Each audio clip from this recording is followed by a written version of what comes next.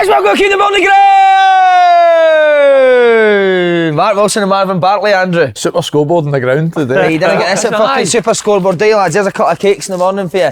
Since Andy's got us in at fucking carrot cake. No bad. This is giving you nightmares of the Queen's Day, isn't it? Boys sitting in the dressing room with cakes. Look at this, Willow. Is that what happened? Is that how you got the bullet? KFC, to be fair. KFC. What would you rather eat? Look at that, mate. There you go. Didn't say no fucking good to you. That's superb for The you. old bank, 2 of the worst cakes ever. What's that? That's got to be a caramel cake. Caramel shortcake. Caramel shortcake. Oh, mint cake. That's like the old school one. I'll have that. Marvin, you didn't eat don't know shit if I like can- that. Never. Looks good though. Uh-huh. I might take it home for the missus. You don't eat cake? What? Mate, we're a minute in and he's speaking about his missus already, mate. We know you got to the barber, mate. Fuck's sake. That one looks a joke. Rice Crispy. You're into that? No, aren't you? no, aye. How about Bit you? early, innit? Yeah. Well, why are you in so early? 5? Fucking 5:30, man. Stuart Kettlewell must hate his missus, mate. Why are you in the day? I know, mate. After a good win, I know. But good key day. Are you in every day now? So is that every day this week you'll be in? No, we're off Wednesday. Aye, Wednesday, aye. Monday off. It was always Monday off after a win, I love a Monday Sunday off as as well. well. Aye, after Yeah. a Monday off's the best, innit? Uh-huh. But aye, what key day. We'll go in nice and early anyway. Nah, get out of the way, mate. Get out innit? the road, mate. How you boys? What'd you do at the weekend? Nothing, chill out. No games, Nah, Marvin, I went to watch Livingston Morton actually on Saturday. Should have just sat in the house, mate. Fuck.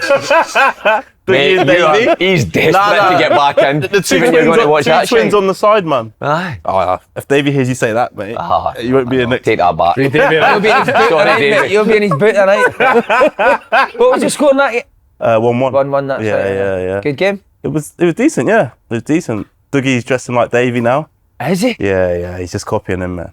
Everything, same trainers, everything. But similar personalities as well, isn't it? yeah. Mate, that's 22 cars bashing into each other that game. Was that a fucking good game? What about you? Where did you go? Super scoreboard, mate. I was weekend? in the studio and then just nothing yesterday. What about your man for? Climbed Mount Kilimanjaro? Did you? That was decent, yeah. Aye, that's what I I've did in seen that. summer holidays, mate. Fair play. Used to be all inclusives in Ibiza, now I'm climbing Kilimanjaro.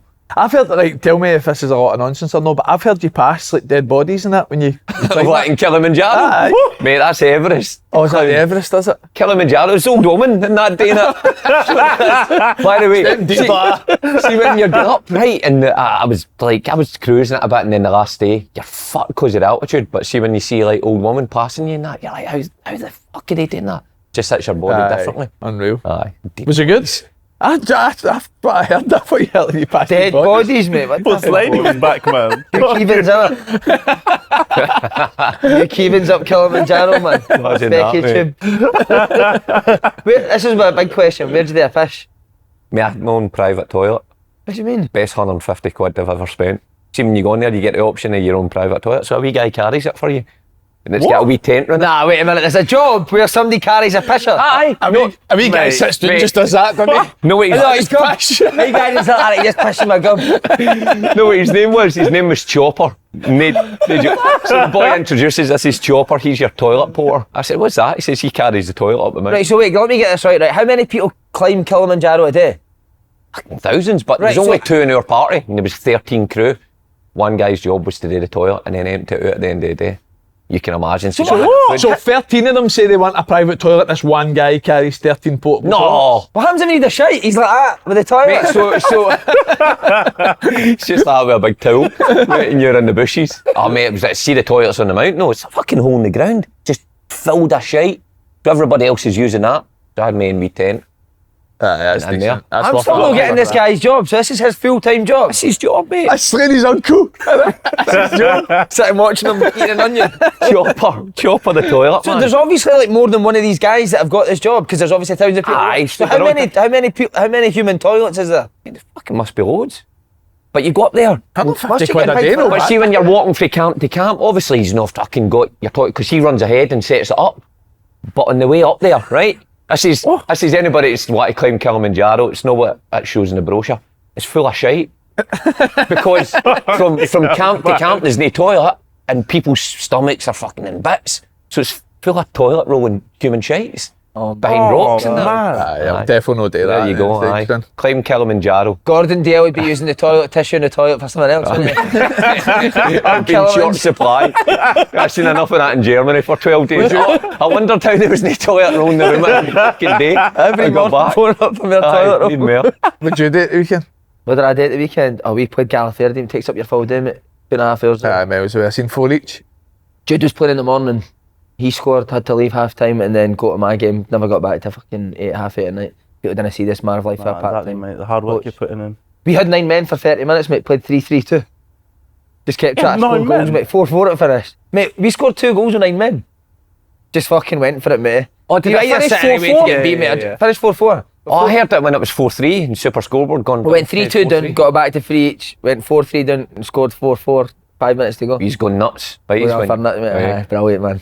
Worth the journey, mate, innit? What is it? man. Fuck. No, Worth it the journey. Still definitely 2.5 hours. But what about this? The Thistle 18's team beat Rangers 4-0 last week. Wow. Mark Wilson, genius. They were playing under 10s though. We had full of 17-year-olds. Me, Elmas was playing for under 10s, wasn't he? No, he's 9, he's fine. No questions asked. He's tashed that. Amazing. Just quickly, any in your tits in this week? Roadworks are doing my tits, and that's why I was late, a wee bit late. The Charing Cross Mate, one. there's and roadworks. he's- See Charing Cross? The Woodlands Charing Cross. Mate, the third lane in that motorway's been fucking shut for about 5 years. No. What the fuck's When it's happening? back open. When? December. That's shut till December. Holy fuck, mate. I It's a screamed at killer. my motor at that. So no, it's mad about that. So we spoke one last week. I don't know if you were the same. We use ever late as players ever. Nah, never. Never. I've been late once in my career, like, and I'm the same as you. I would never be late, so I don't understand how people are late all the time. We spoke about this last Monday. I was late on Tuesday, the day after, because of roadworks. Had to go down Great Western Road. That's right, you need to go other. Honestly, it would not move. You need to go through Mary Hill and all that now, didn't you? Aye. That's right. Joke. Mate, I hope our young boys at Thistle are watching this, right? Talking about being late. That's the big thing, right? So they keep being late. Fuck right? off. So on Wednesday at training, I have a chat. This is before the Rangers game, right?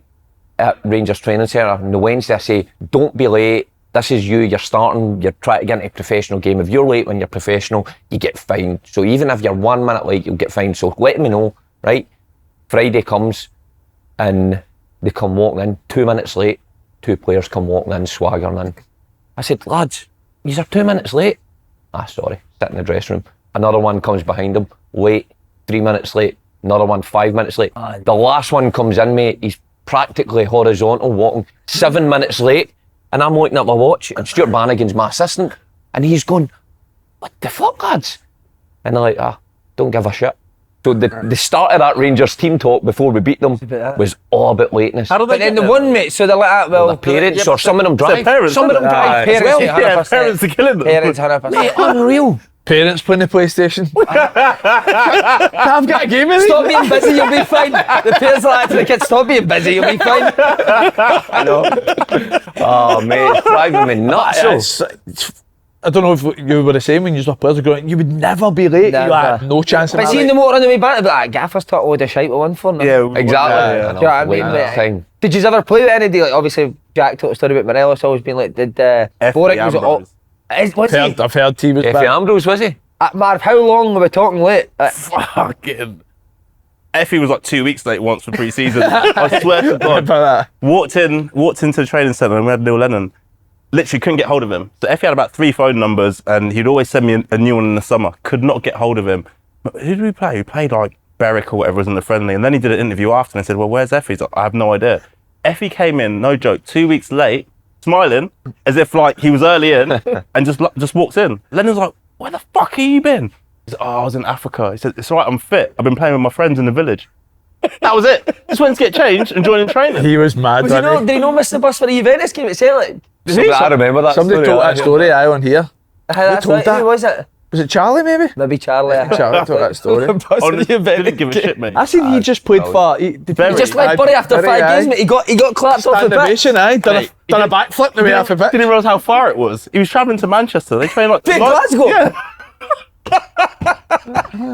You think you'd stick it in your sat nav to see how bad it is before you signed there? 5 games, like, no, it's too far. Is he just so laid Kept back, being man? late. Oh, mate, so chilled. And he had like so many points on his licence as well. So when he used to drive like 50 miles an hour on the motorway. So like he's talking about being late.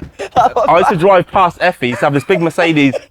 32. Like, who the hell's that? It's like Effie at 50 miles an hour, man. And then he arrived late to training. So he wasn't leaving late, but he couldn't have any more points. Oh, that's Honestly, man, he's some boy. Who was it also you, Will? Boruc was bad, wasn't he? Big Artur was bad, but he just didn't care. Maybe Did he he? just Strachan couldn't go. that disabled space right outside Livingston every Honestly, morning. Strachan would go nuts. I remember he had a video meeting one time in Strachan, and it was like me with the young boys. Spent about 15 minutes getting off his nut because Boruc kept being late. Stokesy was terrible though. I remember Stokesy got left. Lenny left him in Australia. So we were playing in the Olympic Stadium, our first game in pre-season, and we're sitting in the bus. Stokesy 5 minutes late. Fucking Lenny just went to bus driver. Fuck it. Let's go. Was this going to a game? Going to a game. Stokesy had to get a taxi. In Australia, day one, getting a taxi to the game. Right, How was Lenny go off his tits up, or would he just He just fucking Stokesy? But no. He when Stokesy came to it, did he go through him? I think he did, aye. They didn't see it. He got left at Sunderland as well, didn't he, Stokes? That was Aidan's story last week. Yeah, he got left. Stokesy was phoning Liam Miller or something like, can you tell the gaffer to pull over and let us jump on the bus? He's saying, I'm behind the bus. Behind the bus, the boys looked at him like, driving behind the bus. And Roy Keys not like that, no, just fucking go up the road. Right, so Thistle boys, get to fucking work on time. Just quick, lastly, my second pet peeve of the week, Eric Ten Hag. Aye. Actually, hate the guy now. Played, Xerxes comes on, scores a winner, right? Hate the guy, mate. Scores a winner, he plays the foot striker again, mate, right? And then he's got a suit on with no socks. Do they not have socks Doesn't on? have socks with his suit. Shirt and freezing. tie, trousers, no socks, and trainers, mate. I'm done with him, mate. I thought you meant tactically. You've actually went Tactically, tactically, it's fucking hopeless, but that's even worse. Did you see the Man goal? United manager, mate, no socks on. Did you see Zuxie for the goal they got disallowed though? Oh, Nah. man. You've not seen it? Brighton. I'd be going off, man. Yeah, Nah. yeah. Mate. But at least he's getting a chance, mate. No, you've not seen it, mate. All right. So Bruno Fernandes has ran, no one on with the goalie, but at an angle, and he squared it for Garnacho for an open goal. Garnacho's put it in. Zuxie's tapped it in the line offside. Oh, that one. But it's going in, innit? He's sliding It was though. me fair, it's hitting though, He is innit? sliding, it's like hit him, but it's like, oh my god, man, one of the Yeah, ones. he's actually on the line, yeah. He's like on the line. Didn't mind it. Centre forward desperate to score. Do not mind it. But that manager needs to fucking go, mate. It is mad that he got a new deal in the summer. Do you remember Nani done that to Ronaldo in Portugal? Yeah, Mate, yeah. He Ronaldo's was fuming, fucking wasn't he? beat about 5 guys, chipped the goal or something, Nani runs in and he does it and he's offside. Ronaldo's going off his tits. I hate Ronaldo. Nah, I hate Ronaldo Honestly, now as well. don't He's a like big him. Yeah, pet after peeve. the Euros. Anything else then? You're not in you're quite chilled guys, aren't you? Aye, I'm chilled. Yeah. To be fair, I got a puncher at the gym. I was fucking raging with that. You got punched? A puncher. Fucking punch. Not punching the big man at the gym. What gym was it? It was definitely the Queen's boys at Nah, that. it was fucking, it's in Edinburgh to be fair. Do you know what, mate? I hit something. Drove over something. And I drove about 15 miles home, but I could hear this noise. I was like, what the fuck's that? It wasn't a body yet. But I'm not. I wasn't Drive in Manjaro. At the gym at the top of the hill. Chop all these big shitey Yeah, I got a punch, mate, so I was raging. What was it that you hit? Like just a massive nail, but I could hear it, like, obviously as I was going, I was like, I'm not stopping. So I fucking stopped, that's it, mate. Like, You fix it yourself? Just nah. So you're driving like... Near can I couldn't do it. I couldn't do it. No, I couldn't have fucked do that. Who the fucking fix that themselves? Aye. Yeah. Some people Get do, the mate. old- They get the clamp. People People get get Aye, jacket. Nah, I just drove straight, got the tyre fucking changed, man. So you're driving like Efe Ambrose, the full way. That's one thing about fit uppers, we can do nothing. Well, that was it. Handyman stuff No, and that. yeah. nothing. Are you watching Love is Blind? Oh, it's the best, mate. How good is Love that? it, man. How How bad's do- that Sam, Watching mate? what? Oh, he's a weirdo, mate. Love He's is off blind, his- you never you seen need it? to watch that. Oh, it's the best. It's so good. It's incredible. It's on Netflix. on Matt Netflix. Wallace said to watch it, right? But the day Icks and stuff like that, so I asked her physio what a Rick was on men, and she said it would be men that couldn't do DIY or fix like a tyre or that if they broke down. Fucking hell. I could never do No anything like that. chance. No chance. Nah. Would you build shelves or that in the house now? That's the missus' job. She does all that. Does she? Aye. Mine does the Build same. shelves and Watching her changes building. tyres and that. I'm down the Hoover and she's building shelves. Aye, when it's freezing. you- Go and change that. If you get an ick for Steph, I like first anytime she's hairy, mate, that does me in. Hairy? Even a bit of hair, mate. Fucking hell, was she smooth like an eel? Oh, she needs to be smooth, mate. I haven't even look at her, mate. If I see a bit of hair, I'll even sit in the same room with her if I could see. Even if she's got joggies on, I can see one bit of hair on her ankle, mate. I'll need to go in the other room. Mate, that's a tough skill you're running there. Poor woman. That's Fucking brilliant. always with a big razor. Have you got anything? I said to Jilly once, I seen Jilly walk up the stairs 2 at a time and I felt sick, mate. Oh, 2 stairs at a time? Missing a stair out. That's a great shit. That's only guys that do that. As if you're guy. I seen her date once, I was like, never do that again. She's like, you're jumping. That's full and Gary Neville stuff, innit? Pure 2 footing up the stairs. What about you, anyway? You misses it? I'm chilled, man. I'm alright. Aye, that is. Maybe in scared that of toilet in Kilimanjaro when Chopper was emptying it. And I knew who'd been in it. It was only me or her. Imagine Chopper came out and went, worst I've ever had. By the way, fucking coast it. He was Right, let's get on to the football. Big transfer news last few days. Matt O'Reilly's away, £25 million move. Cannot believe that they flew him down to EasyJet. You'd phone your agent and tell him to get you back to Celtic done. straight away, wouldn't you? Aye. Great bit of business for Celtic, turn up. frightening, but 1.5 million, and then if reports are true, that could rise to over 30 million. Making that amount of profit on a guy, on anybody in Scottish football is incredible, but you think of the return as well, what he's gave right up to the last days of training. Brilliant. Think Celtic have played this well?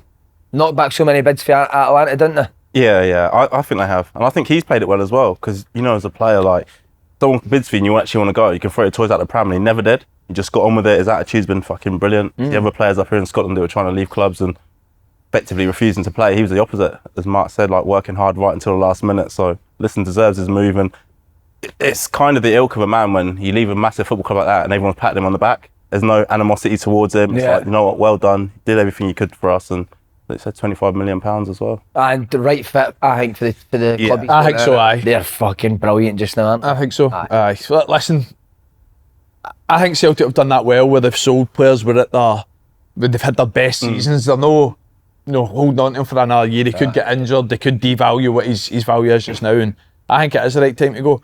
And Brighton are that sort of middle ground club where you could see him probably going again. But I think it's like, I seen somebody talk about last week, he's not going to go to Brighton. I was like, they've been like 7th, 8th, 10th, and they've been they've not been a selling club, Brighton, but they have been a sort of player trading model as well, where if he goes and has a couple of years, no reason why he can't go again. Have you ever had that? Players who were linked to transfers for a while you were at the club and they left? You had, who was it, Petrov? Had Petrov, who McGeady was... He played it the complete opposite way that O'Reilly played it for Petrov. Stan, talk about working your ticket, man. Stan was, he was... It looked like desperate to get in the end. Obviously wanted to go to the Premier League, and there's no doubt about it. He was brilliant for Celtic, but we were away in pre-season in America. I think it was the year we went to Harvard, so we're training at Harvard and that, but Stan was just, fucking saying everything was a joke, and this is rubbish, and that's rubbish, obviously wanting away. And I remember he played in a game, and he came off at half-time, injured with a hammy. He was doing 4-4s in the treadmill the next morning. Making sure he was ready for his move. That's like, how the fuck does that work? He was like, I'm fine. Then he was just wanting out of there. You ever have that, somebody that was desperate to get their move? Yeah, up here, when I first went to Hibs, I'm not going to say who it was, but basically just walking around the pitch. Just fucked it off? Yeah, training would come out late and just like, I'm saying like walking at the back when we're jogging around, just didn't care, kept going in during training just to leave the club, and then he left, to be fair. You ever had that? I can't think anyone, no. Nobody wanted to sign any players I've played. Always in struggling teams. Always toilet. Just boys getting released. The only one I can think of who, like, Shanks has been linked every window to move, but never chucked it. Like, no, to be fair, he hasn't either, is he? Yeah, he's the only one I can think of where, like, every window there's people like, Shanks will leave now, and he's still stayed. But it's like you say, you don't encourage players to do what somebody else does, but does that work against Shanks that he's no kicked the fuss? But at the end of the day, he's obviously happy that he's captain, top goal scorer, and he's loved by the fans. But he's linked every window, probably still linked now, and then everyone's just hoping it's the 2nd of September where he's still there. Could not believe that they flew him EasyJet phone. Celtic get private jets for people, don't they? Does it? And he was like, middle row, mate. Get him down the front at least. Was he middle row? He was Squashed in, man. I think they gave him a £25 W.H. Smith voucher for the flight. I'm in Brighton, though, putting people on private jets. By the way, that'll be him though. Matt O'Reilly will be carbon footprint and all that. 100%. He'd have read Greta Thunberg's autobiography on the way, didn't he? Matt O'Reilly, 100%. How much of a blow is it for Celtic? Do you think Bernardo's good enough to come and play that position, or do they need to go and get somebody else?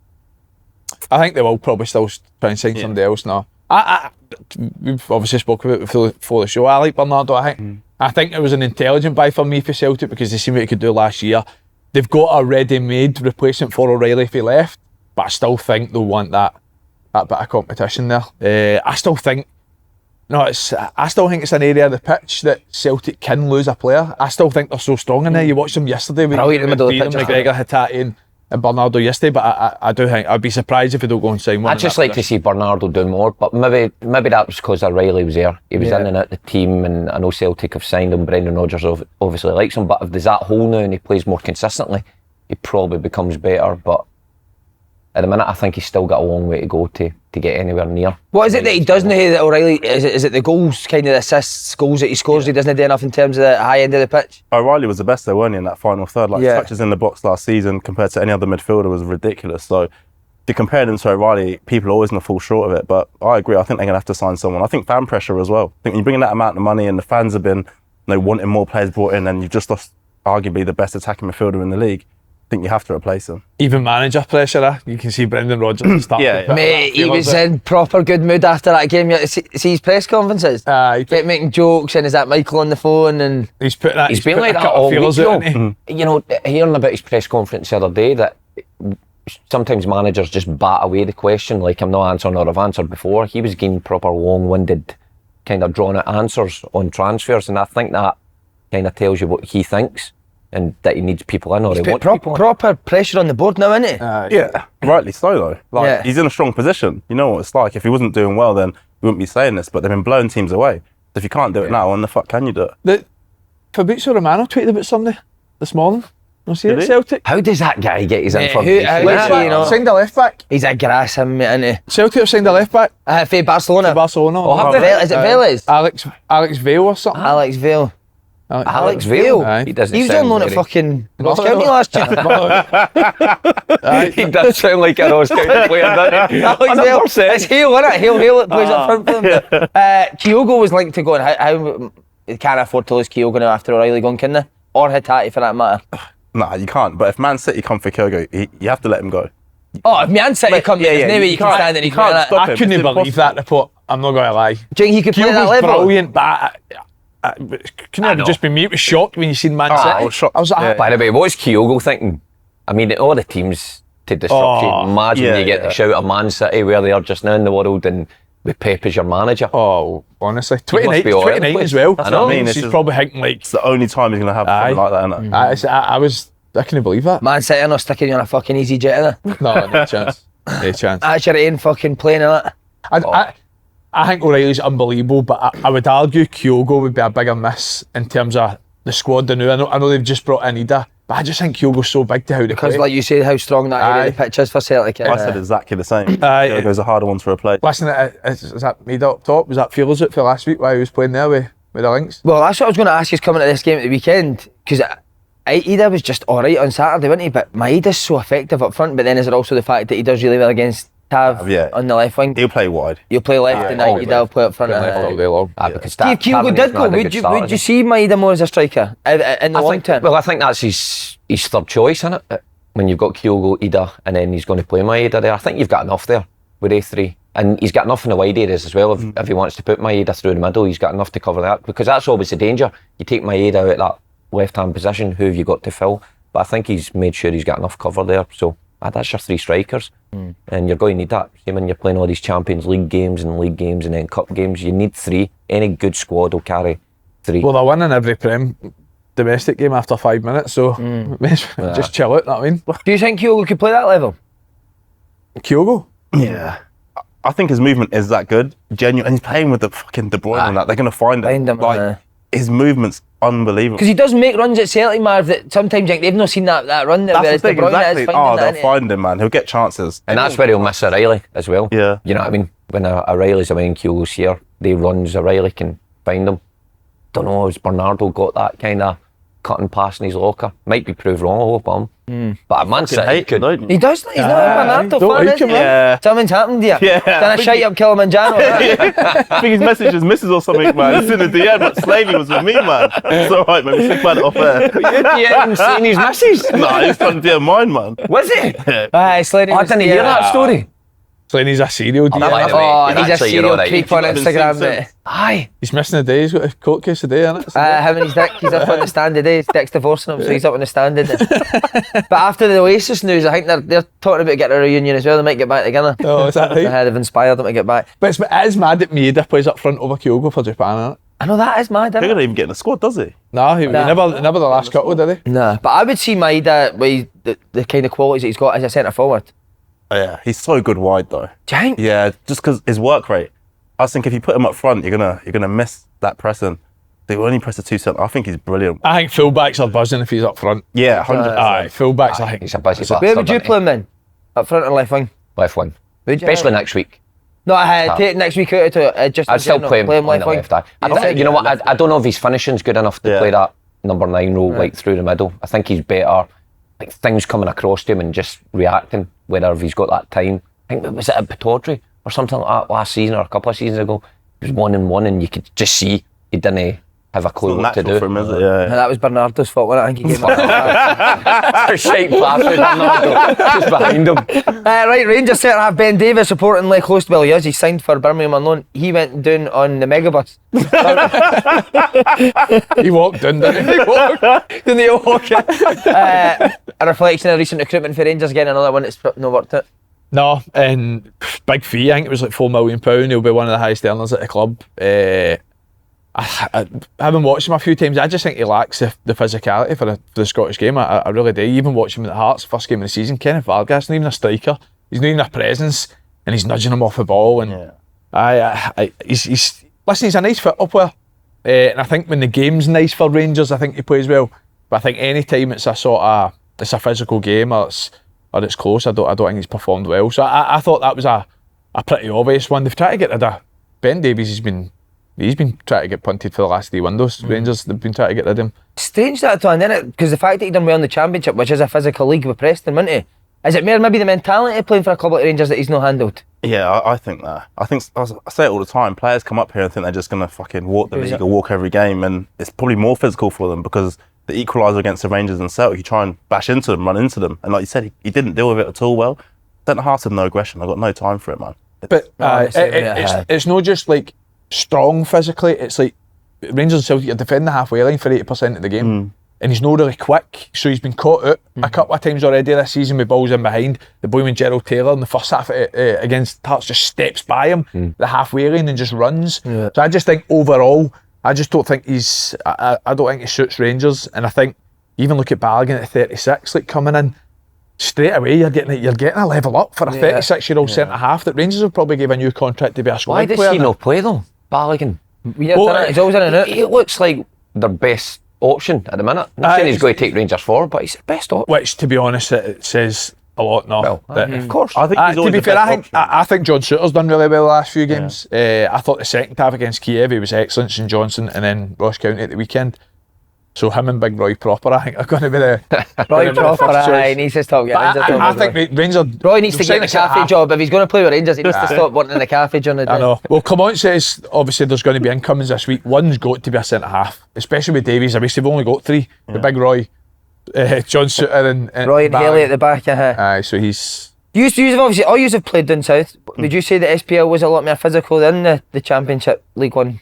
Not for me, mate. I went from Celtic to Bristol City, and I remember my debut was against Nottingham Forest, the City ground, and it was just fucking chucking it forward, and I was struggling to deal with it anyway. And the interviewer said to me after the game they were looking to kind of big up their league and put the Scottish League down. I remember on the track and they were like, "So how did you find that today, Mark?" And a lot more technical, and I was like, not a chance. I was like, nah, this is just... Was Grant Holt there at Forest then? I can't even remember, mate. But I was like, Scotland is a lot more technical, there's a lot more time the ball and passing that. I think it's Celtic, but I wouldn't say outside. Yeah. If you're playing for Rangers and Celtic, I wouldn't say so. Team. I played for Dundee United and Dumbarton though. Aye, but I say the games are a lot more like 100 mile an hour at times, for me personally. Yeah. What would you say? Yeah, You obviously played for Yeah, no. Hibs, love you. I think it's more physical up here. The game's quicker probably in the Championship, and people are definitely more athletic. Like, every fucker can run, man. Yeah. Literally, do you know what I mean? Everyone can run. You're doing analysis before the games, and you're like, There's a few tubby boys up here, and there's none of that. Yeah, there's a few boys carrying a bit, isn't there? But yeah, definitely more runners down south. Because Kevin, the reason I ask as well, Kevin Nisbet, are you surprised he never went down there and done well? Because he has got that physicality to handle it down there, isn't he? I think that's a great move for Aberdeen. So do I. I think it's a very, very good move. What is it, a loan with? Have they got an option to buy, or is it just a loan? I'm not sure. But for me, that's a very good replacement for me. Obviously, he was excellent at Hibs. There was always that debate every season, was there, who's better at Nisbet and Shankland. He gets his moved into Millwall. And to be fair, when he played, he scored a few. It's not as if he couldn't cut it down there. He just obviously never got the sort of run of games that he was probably hoping for. So for me, I think that's a brilliant signing for that. Better suited to up here, though. I think that's what I think as well. Yeah, it's like Jason Cummins when he went down. About being disrespectful, I knew he wouldn't last down there because he couldn't deal with certain sides of the game. I think Nisbet's so much better suited. Teams that are going to keep the ball, Mill are direct as fuck. Very direct. You know what I mean? Fighting for second balls doesn't suit his game. That's why we're talking about O'Reilly. The club that you go is so important, isn't it? Again, that's why the Daniel Kelly thing kind of surprised me that he went to a club like Millwall. What's happened there? I'm not sure, mate. Weighed in. He's a technically good football player. I know he get weighed in, but I mean, I like Brendan Rodgers' piece in it. You know what I mean? He said players have to be patient. They do. I mean, he just broke into that first team in a position that you said they've got so much in there. You know what I mean? And all accounts, Rodgers really liked him last season. Be wrong advice. Time will tell. Might go down there and rip it up, but we said about it on the Cooper show. It was like Phil Foden. Remember, he would just broke into the first team, and people saying he needs to go on loan, he needs to leave because he's not getting the opportunities. Like you say, patient. And now look at him. He's like the best training with top players every day as well. I think I think you underestimate how much that helps younger players when you're in around the first team for a few months, a year, where it might be. And he still made 5-6 appearances. You still get a few games, but then you look at the flip side of Rocco Vata, who's went down to Watford and he's not had a minute. 3 unused sub appearances. Not played a minute. So is that what it's been for him? He's not played against Hibs and obviously in a pre-season friendly. Yeah. Are you surprised, Marv, that Nisbet chose Aberdeen over going back to Hibs?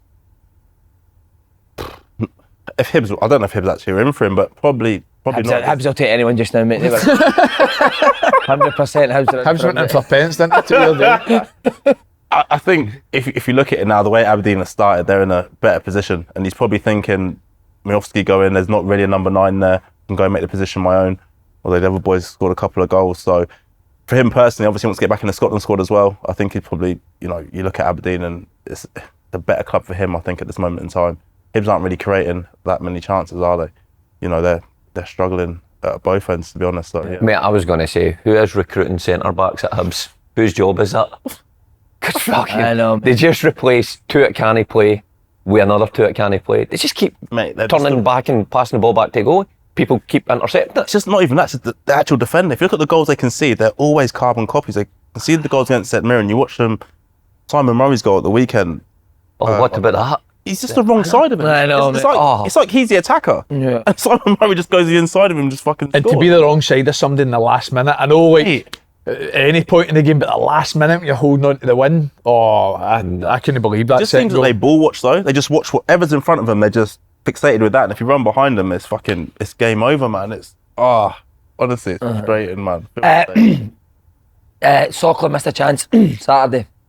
Needs to be scoring. Nisbet will come and take Sockler's place, I can imagine you. Aye, I would think so. Aye. When it gets cut across him, he's left foot and he hits it over the He's bar. actually done alright, Sockler. He's a handful, isn't he? Aye, watched a couple of times that he's done alright. Aberdeen do look good, to be fair. Yeah. I was looking at fixtures. Who is it they've got next week? Good fixtures though to start with. You know what I mean? They've kind of all winnable games. I think he's got a big few coming up. But that's what you want when you're a new manager, to come in and get off to a good start. See, every time they win, Nicky Devlin messaged me on Super Scoreboard. They said, say something outrageous about what could happen this season. Said, Aberdeen won't finish in the top 6. Every time they win the game, that little prick. I swear to God, that little prick. He just fucking DMs me, man. Like, remember this. I'm like, fucking dickhead. Amazing. Right, well, we'll come back to the weekend's games, but we're going to start with Celtic St Mirren because it was yesterday. Celtic very impressive, aren't they, again? Frightening, just the way they're playing. Just now, it's good to watch. They're getting in product.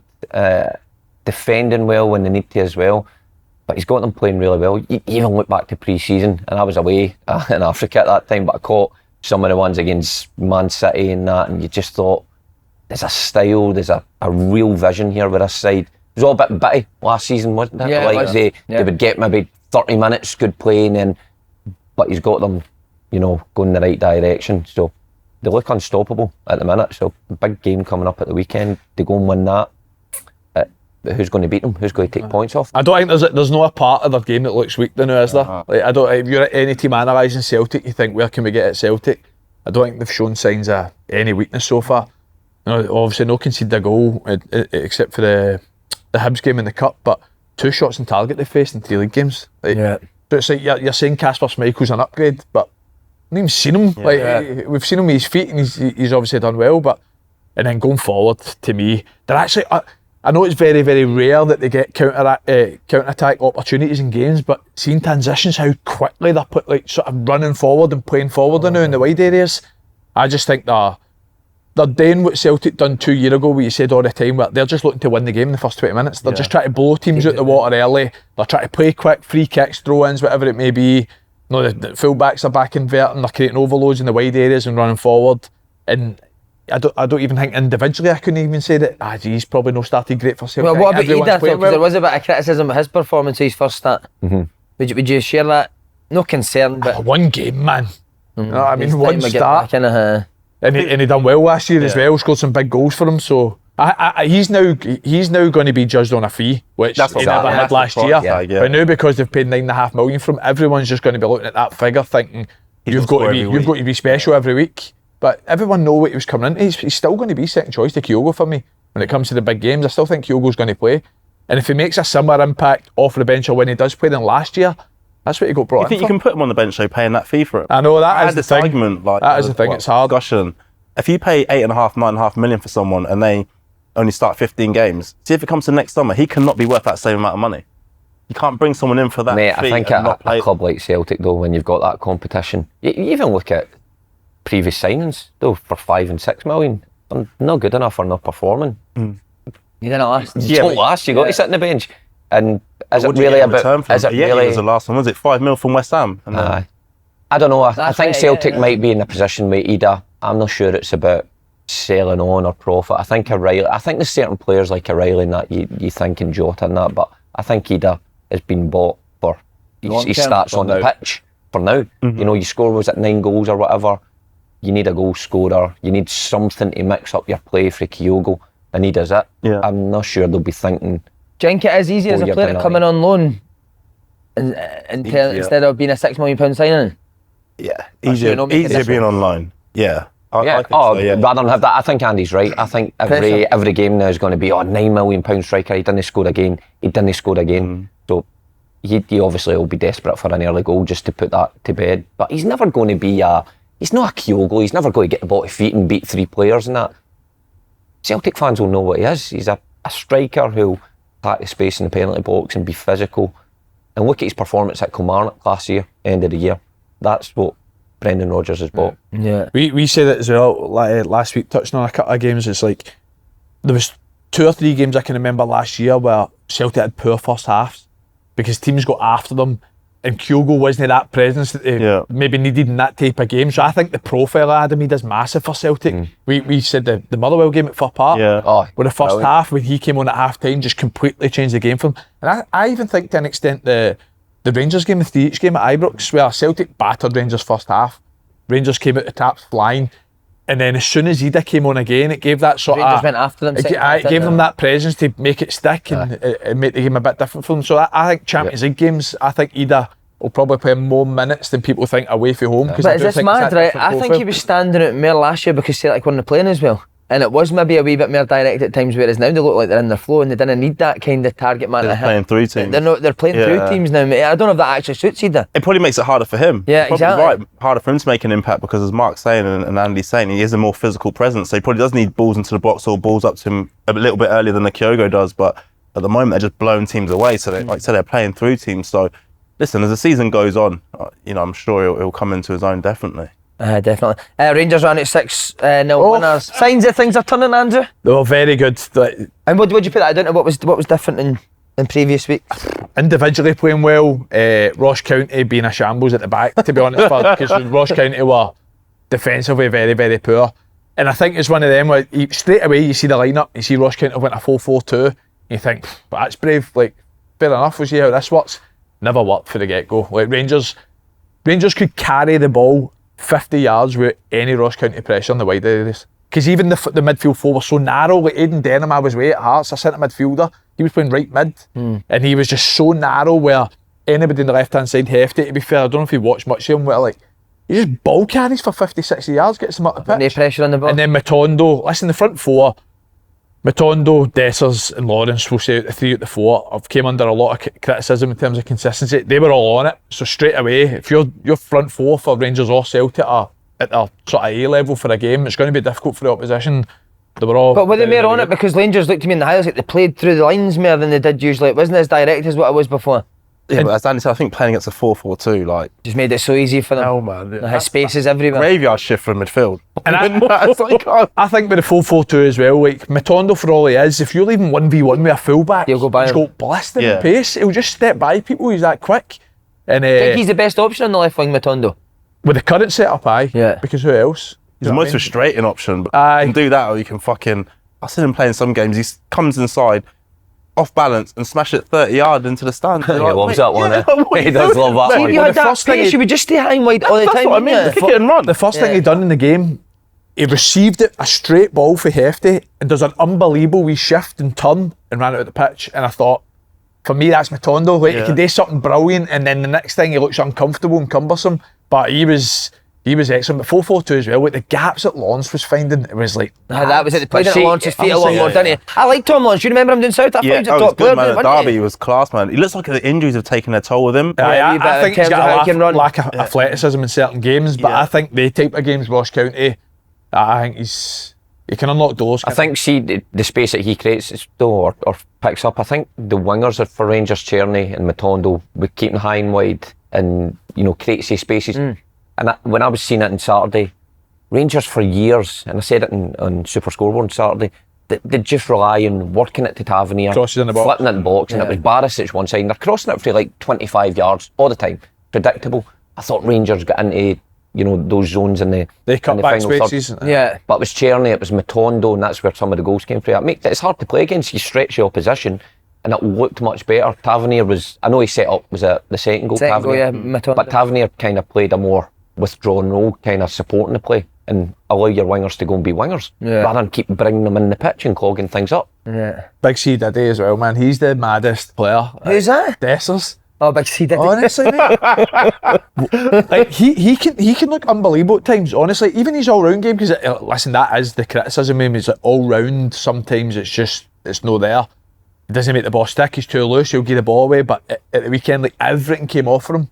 Like, bullied Ross County centre halves. He was taking it. He was spinning. He was playing boys through and goal. He created, like, I think I seen he created 4 big chances in 90 minutes. It's a lot, especially for a striker.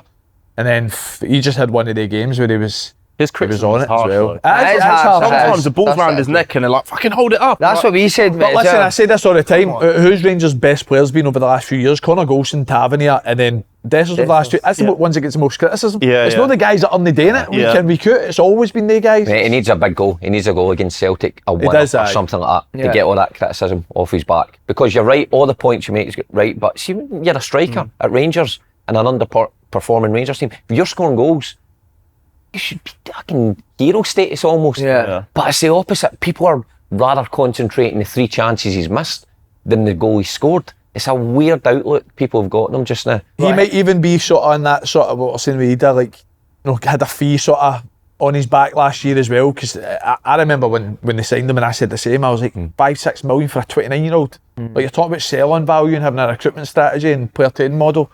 But why are you paying that fee for a 29-year-old then? So maybe that's been held against him at times as well last year. But no, he's if Rangers have got issues, like, one of the last ones is Dessers for Yeah. me. Yeah. You're Well, it talking helped now areas that of the Danilo's fit as well, because he was kind of the only striker there last year. He had to play basically every minute. Aye, for the most part.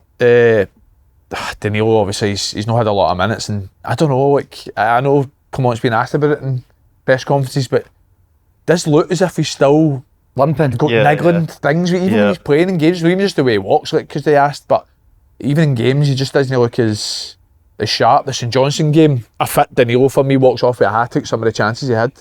But I don't know, I don't see that as a major area of the pitch that Rangers need strengthened. I think Because a lot of fans have said centre forward, don't they? No, for you? I think centre mid, centre mid, centre half, winger, 10. I think that's 4 bigger priorities than striker.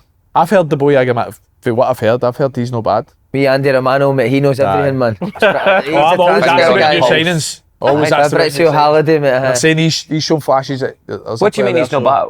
Where is he though? He's back training now. Oh, was he injured? He was injured at the start, he's back training, aye. You go along with the positions for Rangers? Centre mid. I don't think 4-2-3-1 suits Rangers. I don't think it works. What would you play with it? I think a 4-3-3. I think they need a holding midfielder, probably a more experienced one, and let Barron and Diamande go and play.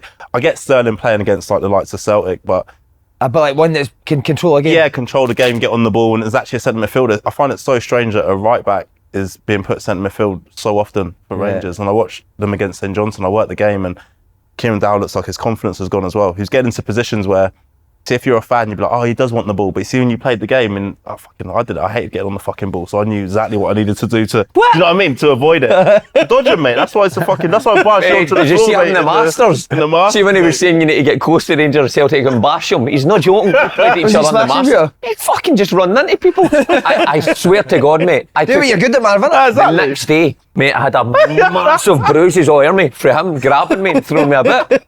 Didn't he fucking touch your ball for 4 games? See, on that one that you're talking about, the Ross County centre mid that played right at 4, did you ever get that graveyard? See, as a centre midfielder? Horrible, mate. That was the worst. Do you know, in the cup final? Remember in the cup final, playing wing back? Yeah, he fucking knew it, the prick. When did you know? Fuck you. When did you know you were playing there? The day before? Mate, fuck off. No, like, did he shape up? Yeah. So, I was injured the week before. I think we had St Mirren. I went back to training, say, on the Wednesday before the cup final, and we did 11v11. So he was like, oh, go out on the left. And I was like, yeah. Left wing? It was left wing, yeah. But I was like, do you know when you've been injured, you say, right, of course, he's trying to keep me out the middle, like, obviously I'm at a certain age as well, so just basically stay out the road. But yeah, cool, go out on the left. And then I think he pulled me like the day before the game, so yeah, we'll fight you from the left. Just sat there like, fuck, man, like, please, no.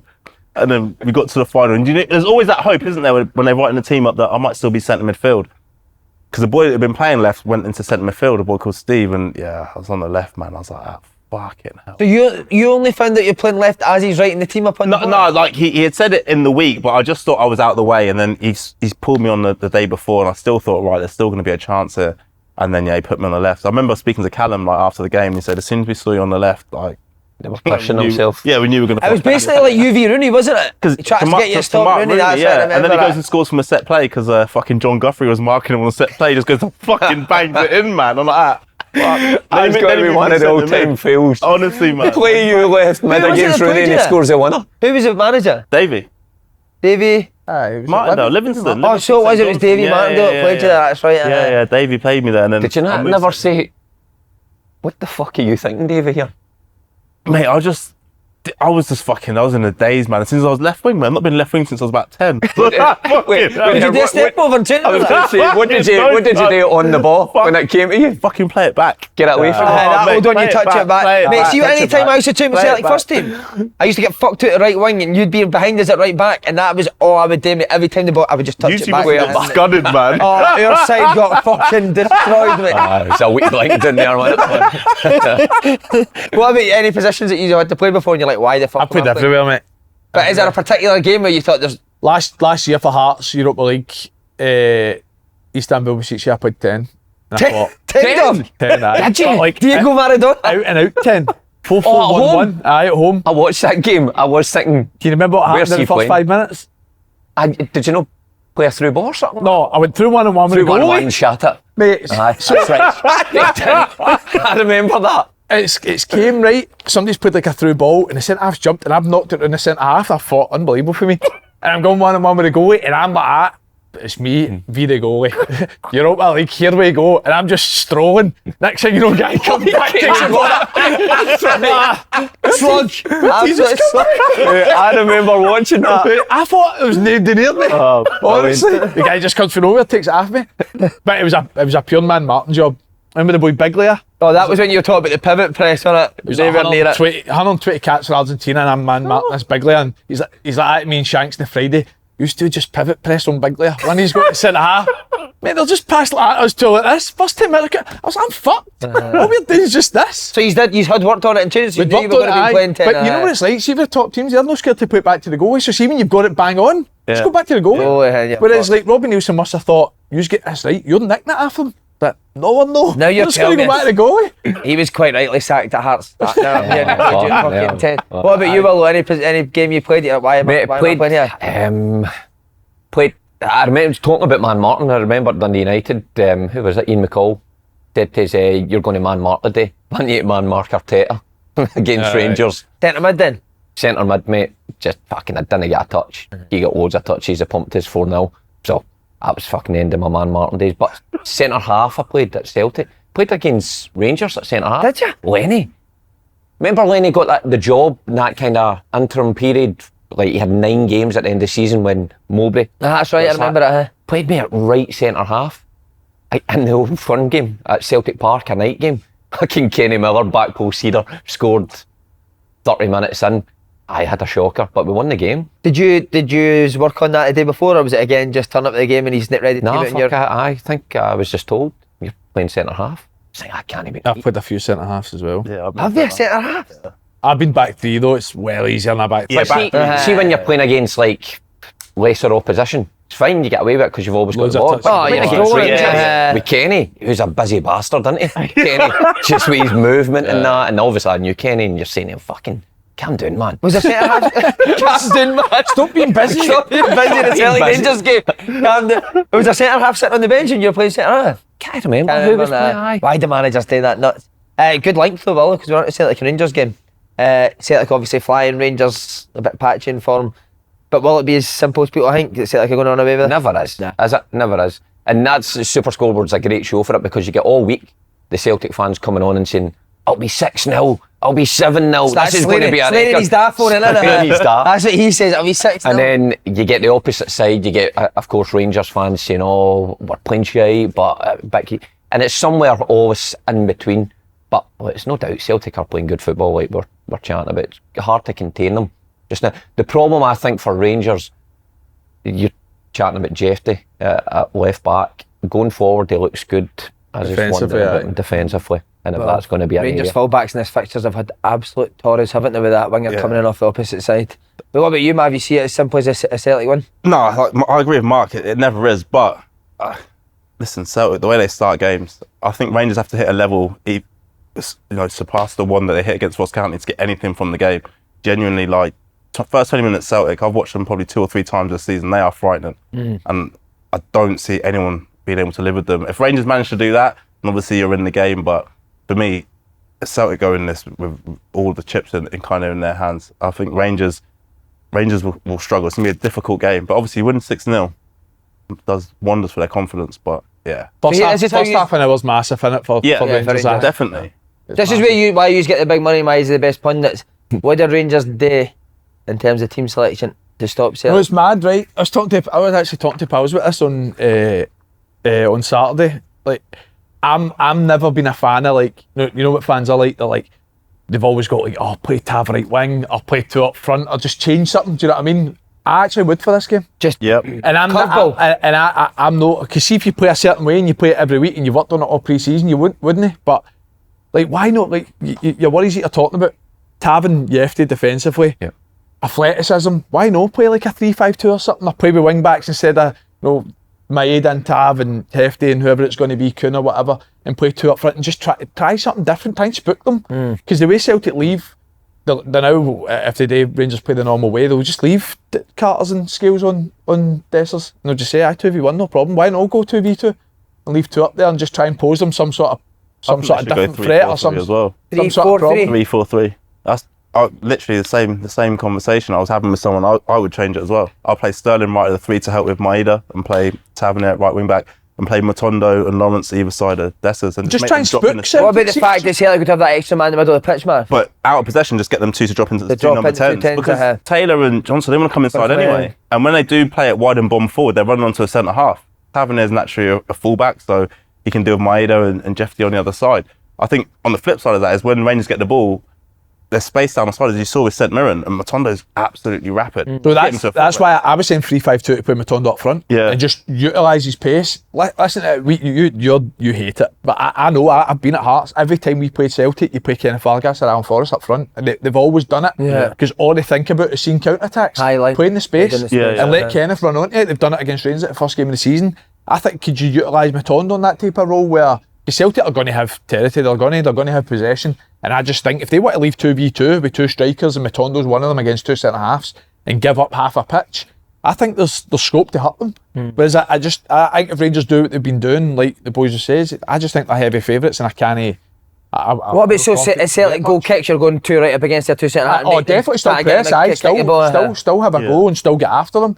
But I just think pose them that sort of different. Because Celtic, they'll prepare like any game. Like they'll prepare for Rangers 4-2-3-1. That's what we're going to do. Try and pose them some sort of threat where you might spook them on the day and think, no, we never prepared for this. We didn't expect this. I think Celtic are in a position now though where they don't care about the opposition domestically. They're going to play the same way. This is the way we're going to fucking play. You stop us, and rightfully so because they're blowing teams away. But I agree with Andy. If they could try and go 4-2-3-1 against Celtic's 4-3-3, I can't see. And I do think because they've never got that press right with the 10 in the centre forward with Stockton McGregor, have they? They've never because got that's what that. I will say about Tom Lawrence. So I said Ross getting home. I don't think athleticism, the Old Firm game, I don't think suits him as much. I don't. So for me, you're talking about like they've won 6-0. They play in the same team. I don't think they'll play Tom Lawrence personally. I think they will go with like a Sterling. Holding and a Barron and a Diamandi just for legs. But then again, I think Celtic are favourites. There's no point kidding otherwise. I just would like to see Clement just try something. And then the Celtic team pretty much picks itself, Willow. Doesn't it? Well, the only one up top. Maiden. Well, Maid off the left, but Kyogo's got to come back in, you would think. Will he be fit, Kyogo? Does anyone know? He was on the bench. Well, he was on the bench. He came on yesterday, so I just think for what he's done this fixture and how mobile he is, and no matter what way Rangers play, if they play a 3 at the back or a 4, he can drag centre halves about. So pretty easy job in it for Brendan Rodgers building up to this one. Marv's right. I think they'll just keep doing the same thing that they've done all week, same preparation. The one thing that could kill the preparation to Willow is if they didn't get signings in before that deadline, will there be a bit of animosity? Listen, that's going to come from the outside, isn't it? So that's why this week's going to be important. We always chat, or when you're in kind of that environment, you always chat about whatever happens in these 4 walls we keep. It's all about in here. Cut out the outside noise in the week leading up to it. But because it's the lead up to the transfer window, I think the media and the fans, we've seen some of the fans' reaction already about the lack of signings, and you don't want that to disrupt you or create disharmony in the ranks. So Brendan Rodgers got a big job in that respect, trying to keep his players on the straight and narrow. Do you think there's any way that a new signing could come in and start, say he goes and gets a big signing? Ange done it a couple of times. Remember Juranovic started on his day? Remember, aye. Is there any way that a big signing comes in and starts at the weekend? Not a chance. Surely not. I think there's more so if it's going to happen, it'll be Rangers. But I even think Clement's shown that he's not really willing to do that either. You see when Tierney first came in, and then when Proper first came in, didn't play against Hearts or whatever. But I think if it's going to be anyone that's doing that, it will be Rangers, I reckon. Yeah, okay. Just on the fans' reaction quickly, did you see the Everton one as well last night? Getting on the train? Aye. No, I never seen it. Aye. Wee Mopey's giving them it back. Did you hear him? Don't want them to fuck off. That's a dangerous game. The fans are giving them it getting on the train, and Wee Mopey's like, fuck off. Was he? And then he came out on Twitter and said, what other industry would this be allowed to happen? Grown men shouting at you when you're trying your best or something like that. Mate, I had that at Celtic twice. St Mirren? Twice. St Mirren. Talk us through that, Willow. 4-0. Brilliant that you were cracking that night, man. What a performance for you. Where did you play? Right back? Right back, mate. I was doing everything I could I can get Mowbray out. I'm joking. Yeah, joking. No, talk us through that. What was the dressing room after that game, the 4-0 game? The 4-0? No, just quiet. But that kind of summed up the club at the time. Just not enough leaders, not enough kind of people with their head in the right space. Just quiet. Even Tony didn't say much. Get on the bus. Back to Celtic Park. When do you start to see fans? Just when you're driving into the stadium, you think, fucking hell, I hope that's somebody's man dad coming to pick them up. Sure enough, it was fans, and we get off the bus. I mean, just abuse.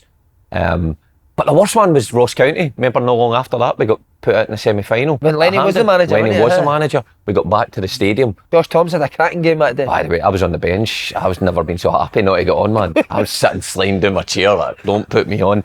And but I still got it. Got off the bus at Hamley, there was a guy squaring up to me. seen your fucking hole. I said, I wasn't playing, mate. He was like, fucking you're off. And you were. You were. You were playing. Fucking, you just accept at that point, didn't you? But you don't, what can you say? You can't really tell them, fuck off. Have you said that? No, I've not. Mate, you should have after the Masters. Your performance. Imagine that Hibs fans waiting for him after the match. We got to the final, man. We were right. No, I've never had that. Yeah. Oh, millions. But Rangers? I actually can't really think I'm probably individual, but just shut it off, aye. Bit of loads. I had one with Slaney, me and Slaney went to the end and somebody had a go at me. What, Rangers or Celtic fan? That was a Celtic fan, aye. Saying what, like? Oh, just fucking shouting at us, aye. Oh, I've had like opposite. Yeah, I thought you meant your own fans. I've had that when we were out. We went out in Edinburgh, and like there was a Hearts fan in there, like just basically trying to intimidate us. Like literally, this guy, to be fair, he looked like a fucking madman. But it's like one of them that you're out and you're like, mate, like, come on, just chill out. And he was like, nah, fucking come outside. And I was like, what? To you specifically? Like to our group. And I was like, what? He's like, come on, come outside. And I was like, mate, just stop. And literally, he was just eyeballing. I was like, after a while, I was like, because you get to the stage. Zan Budge, wasn't it? Use it, Shane. We were like, mate, just fuck off. You know what? By the end of the night, he actually said, "I'll come, let's have a picture together." My mate supports Hibs. He said, "Listen, I was a bit drunk earlier on." He's actually fine in the end. But I was thinking, fuck me, if this kicks off, we could be in trouble. But if he was a madman, were you shaking? No, he looked. I was thinking, oh mate, here we go. And I rarely went out as well. I was thinking, why the fuck am I out tonight of all nights, man? I don't need this. Brilliant. Again, good link. Hibs were on it. 2-2. Is that good enough? Is there signs of improvement there in the performance? No. Dundee early on again. Dundee's offside. See if that goes 2-0, mate. The game's done, innit? And it's a ball here away. Dundee, I'm obviously only going off of highlights, but Dundee looked by miles the better team first half. Again, it's, Marv sort of touched on it at the start. I think it's no too dissimilar to last year in terms of defensively as a group and as individuals. I don't think they looked as if they've improved much. And then even they're saying both boxes attacking wise, I don't even think they're creating that much either just now. You can't see what they're trying to do attacking wise, can you? Like the goal comes through a Boyle free kick and then Bowie an individual bit of brilliance. But he looks good, but that's a great goal. Bowie does look good, doesn't he? But you can't really see how they're creating. They're going to create chances. Hibs, can you? They lack confidence. Like across the board now. I think defensively they can be got at. Dave said after the game about Simon Murray physically bullying them, and they just look like they're struggling defensively. And like you say, got two centre halves who came up from England, both obviously at the same time. They're both new into the league, and they're just getting fucking bashed up, man. And they're conceding goals left, right, and centre. The goals I said against St Mirren, they're always carbon copies. They get themselves back into good positions. Even the first one that Dundee score. And Joe Newell just goes back into the defensive line, and then it comes out to midfielder, and he plays a Tiffany or whatever, and they score. And just like they just got strength in numbers, but no one's marking, no one's taking accountability for fucking, no one's pushing people around. There's not a leader back there. But like you said, Marv, it is like players are just guessing where to go instead of actually following a structure. When the ball's here, this is where you are. I don't think they have a defensive structure in terms of when they are defending in their own box. I think they're just thinking, right, get back, we're all together, we'll just defend from here and fucking concede. But see, the mad thing is you're going into that game yesterday, and I don't know about you, but I fancied Dundee. So did that, massively. You've got Hibs at home to a Dundee team. Budget-wise, squad-wise, history-wise, should tell you that Hibs are winning the games. I'm surprised that Dundee and Hibs drew, to be honest. I thought Dundee, for me, got a better starting 11 as it stands. They're in a better run of form, they're playing better. I fancied Dundee going. I think it's always a danger, see, when you promote as well internally, when you're looking for a new manager. I don't know what David Gray's like, but I hear he's like well respected by the players and that. But sometimes just when it's the same voice again, there's the same mistakes happen. That's the risk you run. In the first 3 games in the cup game, it looks like it is. And it's different, well, some different players, different centre halves, but the main core of the team's the same. They've certainly got a problem. The ownership model as well, I don't know if that helps when, is it Bill Foley saying he wouldn't have kind of opted for that route. No, listen to me. I'm not listening to the that's a problem as well. There's disconnect as well between the fans and the club. Like, obviously I was there for 4 years, and this is the first time I've kind of seen it over the last probably year to 18 months. There's this total disconnect between the two. Like, the fans have just had enough of everything that's going on. As Andy says, the budget's far superior to the one that we had when I was there, but it just don't seem to be able to get it right. You obviously know, how will he be feeling right now? You've been a new manager at a club like Queen of South that's nowhere near the size of Hibs. When things didn't go right, how hard can that be? He won't be sleeping. That size of club, like you said, the pressure that's on them from the fans, the pressure he'll put on himself as well. yeah, it'd be fucking hard. And they're talking about bringing more players in, but the squad's massive. Yeah. It's a huge squad, and we know what it's like as players when you've got boys that know they're not even making the match day 22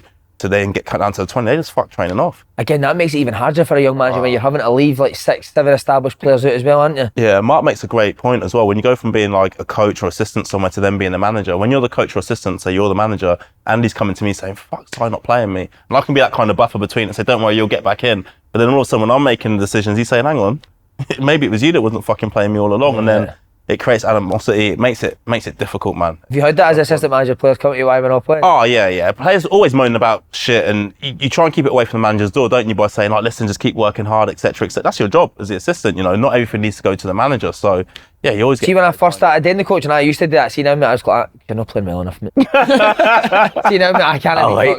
See, I said in the comment, I'm like, not playing well enoch. Yeah, you're not being good enough. That was it. But then they go to the manager, don't keep on they? hard, I can't even be fucked at now. It's not playing well enough, mate. Just do better. Do you know what I mean? You know him, has he got the mentality to get through this, Marv?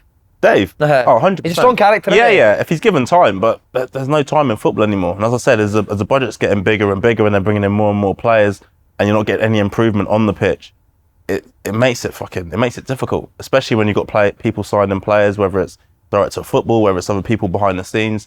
It's not really clear what's going on. And that's always the way. If Hibs were second or third in the league, say, for example, you'd know exactly what everyone's doing.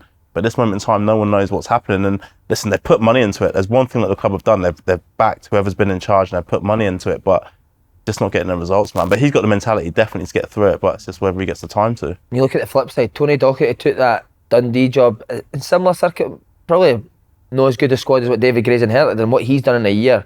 And like Dundee now with a style identity, but winning games as well. What a job he's done at it. To me, it's just a sort of carbon copy of Derek McInnes, to be honest with you. You can see that he's worked with him for so long. Did you not say they played a different type of football? What I mean by that is how he's ran the football club. So for me, Derek McInnes has been brilliant at recruiting in Scottish football. I think he's done it so well at Aberdeen, anywhere he's been.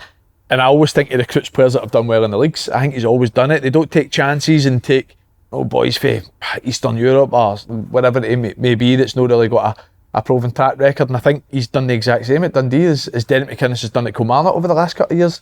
Or Killie with your Watkins and your Van Veens, your Armstrongs, your Matty Kennedys. And I think Dundee have been the same over the last couple of years with Tony Dawkin. And you look at even the summer there, I still can't believe they got Simon Murray, to be honest with you. So I just, straight away, I'm just thinking, he's going to an Aberdeen, a Hearts or a Hibs. He's going to one of the three. And the fact that they've got him in the door on top of what they had last year. If they keep Luke McEwen, it's massive. Don't get me wrong. I think he will go to Hibs?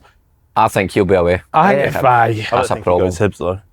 Don't think so. Why would you go to Hibs? I think with his contract running out, I don't think he goes to Hibs. No, I think, like say Dundee, I think are doing well. He'll be on half decent money there, but I think he'll want to go down the road and test himself down there. And like you're saying with Simon, the good thing for Dundee, he wants to be back home with his family. That's where they're from. So it was an ideal one for him. But they're front three. I watched them against Hearts and I watched them again against Hibs. They're unbelievable. I know McEwen gets all the praise as well, but I thought Lyle Cameron was outstanding, didn't he? Oh, yeah, he was good player. Peter Headman. But Doc's done it.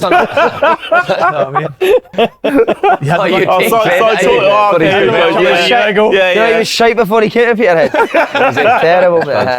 Really, he's a really good player, mate. He is, man. Really good player. Goes under the radar.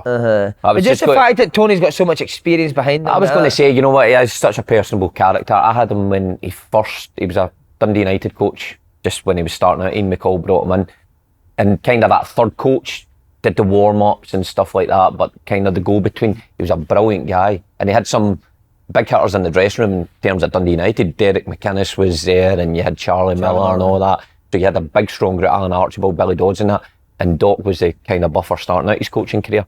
I had him at Bristol City, where he was Derek's assistant manager, but he just knew his stuff, and again, could tell it to you straight on, like you were saying there. You're not playing because you're not doing X, Y and Z, where Derek would deal with the tactical side of it.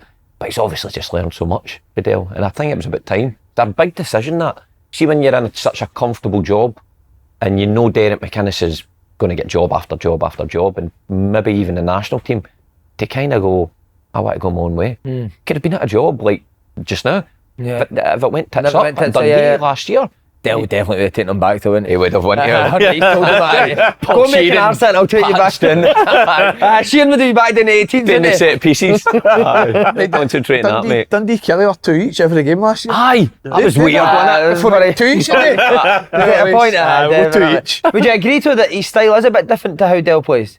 I think it's more attacking. I think it's more free flowing. I think I know Dale plays with wingers and, you know, two that can cause you problems, but I think Dale's more robust and built on a solid foundation, where I like watching Dundee. Yeah, same. I never thought I'd say that because they never really play. Uh-huh. I play for United, so I hate Dundee, but they're actually good to watch this season. He's done a great job. Andy, result of the weekend for me. The Well 3-1 at Hearts. Aye. I thought Hearts would beat. Thought it's through. Did you? Why did you think that? Probably most. I just think because of they needed to like kind of bounce back of the run they'd been on, and I just thought, you know, if they're at it, they're actually a fucking really, really good team. Not saying that fucking Motherwell aren't, but I just thought. Sounds like you. No, I thought Hearts. Sounds like you, I thought mate. Hearts were the favourites. So what a result! You're right. Result of the weekend. Deserved, Andy? Aye, very well deserved. I think everything just sort of clicked for us. You've watched a couple of games of us this year. We've been decent, sort of building the game, having control of the game, but in that final third probably been lacking a wee bit. 3 clean sheets and 4, so defensively we've been really good. But I think everything just sort of clicked for us. We're just sort of hunting in packs and just unsettled Hearts for the get-go. We knew they obviously had Europe on the Thursday. Seen their team, I've got to say I was a bit surprised with their sort of team lineup that came out as well. What was the surprise at what people on the Well, I thought the boy Salazar starting, obviously got a very good CV. If you've got a Colombian cap at 20-year-old, you're a good player. But he's came straight from South America. Your debut's at Fir Park. You don't know. Fir Park's never been an easy place to play for anyone. I think obviously I played with Spitz. No, he's a top player, but Spitz and Danda is 2-8s, both really attacking players. So I was surprised, to be honest with you, but we obviously just knew it was an opportunity for us early doors to sort of unsettle them and get after them. And to be honest with you, the amount of times we stole the ball off Hearts in the first sort of 20-25 minutes, you could tell it spooked them. And Hearts fans were groaning and booing after 20-25 minutes, and obviously the Motherwell end was up. And the way we started the game, we just sort of carried that through. I even think defensively, Spitz had a shot that got cleared off the line in the first half, but other than that, Hearts never had a shot up until their goal. So what about your header?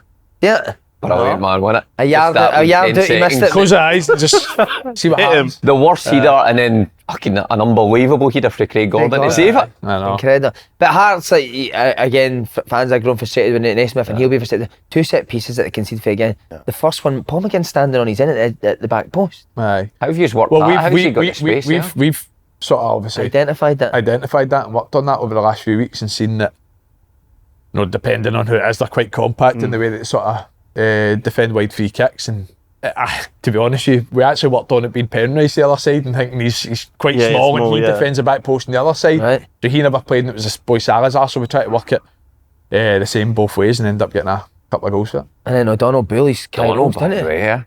Yeah. Even O'Donnell can't be flinging you about. Fuck's sake.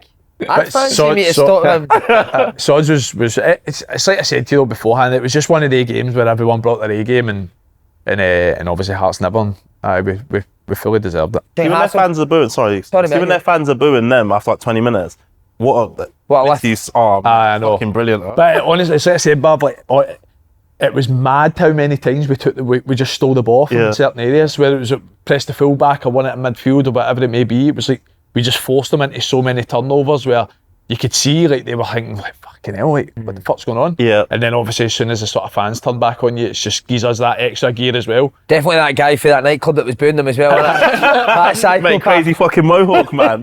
Can we put this down to just Hearts having this European football? Because there was some people last year saying if Shankland wasn't playing as well as he was playing last year, Hearts wouldn't have finished third. So is it the fact that they're playing in Europe? Is it also underlying problems that have been there for a long time? Tell us, when was the last time Hearts won a game? Have I missed a win? No one this year, obviously. No one this year. I think when you look back at the end of last season as well, I think you're going back to maybe they played Dundee, or was it Ross County? I'm talking maybe May, end of April.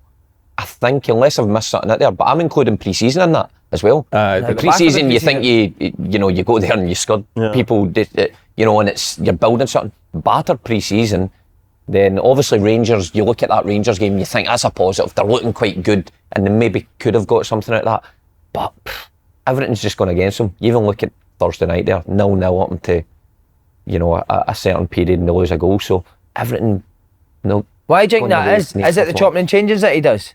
Nah, because people always going to go to that, because last season I think he did it all the time as well. I think it's only 2 games or, you know, 1 consecutive game where he made the same starting lineup. People always going to look for excuses. Oh, it's this, it's that. He's a player though, Marvin. Do you not hate that? I think it keeps you on your toes. If you're the right type of player. Against Dundee, there's nothing. The defending was shit. Yeah. It's that simple. Some of the defending against Dundee, regardless of what your manager's doing, as a player, it was terrible. So the way they're defending at the moment, they're not going to be able to win games. Same as Hibs. You know, 2 Edinburgh teams, they can't defend. So no matter what you do in training in a week, no matter what your setup is, if you're not going to defend, Andy says you've got players free, fucking heading things in, someone's got to take control of that. See, someone's free around the back and do something about it. O'Donnell wrestling roles and scoring as well. That's what can a manager do? It's down to an individual. See, as well, so I said this last week, like when Derek McInnes saying about them in Europe and obviously Hearts being in Europe, it's a good team of players. You know, we've got 9 first team players injured. You know what I mean? It's not as if we are flying and got everybody fit and loads of options. Like our treatment table's mental with the physio room now. So I think people will be looking at Motherwell and say, oh, maybe they're a bit vulnerable now because they've got so many injured and big players for us as well. So I don't buy into this shit. However many changes they made, look at the lineup they put out. Yeah, the squad's very good. I think the game should be off though. What do you think of that in terms of when you're trying to qualify Thursday to Sunday? I said it last week. I'm the same. I think SFA at the start of every season should put out some sort of guide where if a team's in Europe, they've got the right to call off the game. What do other countries do? Do other countries a lot of countries do that. Yeah. A lot of countries do that. Pilsen's just done it, no? Yeah, they play the weekend. Yeah. So I definitely. Does it help you? Does it really help you that much? Do you think so? I think so. Aye. Would you, as a player, rather play at the weekend than have the weekend though? I think I would. I think I would. Do you know what you'd end up doing? You'd end up doing a fucking training game and training anyway, wouldn't you? No, that's what I'm thinking. And you could pick up injuries in training. I don't know. I think it's no physically. I think it's mentally. I think it's like the trips, the journey, the time you're getting home, the time you're training the next day. I think Killie's had a bit of a tough time away to Aberdeen. I think that's where it maybe could have been helped with the fixtures in terms of sending them to Pawtucket. I've said it on here before, like when with Rangers and we played Ufa in that game in Russia. You're playing in Russia, you played with 9 men for 45 minutes and you go to Parkhead 3 days later or 2 days later. It's like, just mentally, you're just drained. So exactly, would you fly economy? That's a stupid question. No, you have your own flight. But you're getting in at 5 in the morning, mate. You know what I mean? Straight after a game. And then you're playing at Celtic Park 2 days later. You're training the next day. So, but see if it's like teams requesting off other teams. No, it can't. It's got to be set in stone. So I think SFA's got to do something at the start. It's got to be done now. We don't know who's going to be in Europe. So next season, if you're in Europe and you're trying to qualify and you play on a Thursday, you can request for the Sunday game to be off, and everyone agrees to it now. Aye, I think so as well. Not just defensively, but they're not really creating a lot of chances either. But I mean, Shankland, when was the last time he scored a goal? But look at the percentage of goals he scored last season. You hit the nail on the head. Like it's impossible for him to keep repeating that. But if he's not scoring, it's like where are the goals coming from? See, I don't know if this is just coincidence, but Shank started the season the same last year, and as soon as the transfer window was shut, 35 goals, you know what I mean, 30 goals. Was it really? So maybe it is just a speculation, is sort of just getting to him a wee bit, and he's just like, just get the window shut, I know where I am, and I can just go and play my football. Where did he play yesterday, 10 or 9? They played 2 up front. Was he and they would just sort of, the pivot press, the swivel. Everyone's stop him now as well, though. Everyone looks at Shank and you're trying to stop him. How do we stop him? And you say to yourself, if we can stop him from scoring, we've got a great chance to stop in Hearts. Well, Hearts' goal, it's very good for Shanks in the box in a tight area. We've got bodies running about him. They manage to sort of swivel it out and then just sort of set it off to Oda. Listen, he's Hearts' main man. He has been for a while. There isn't really a lot of other goal threats for Hearts, is there? There's not. But they've got Danda and Spittle. Look at the goals Spittle scored for you last year. Look at Danda. How many goals and goal contributions he had for Ross County. That's the weird thing for me. I think Hearts look really strong. You add Vargas into it as well.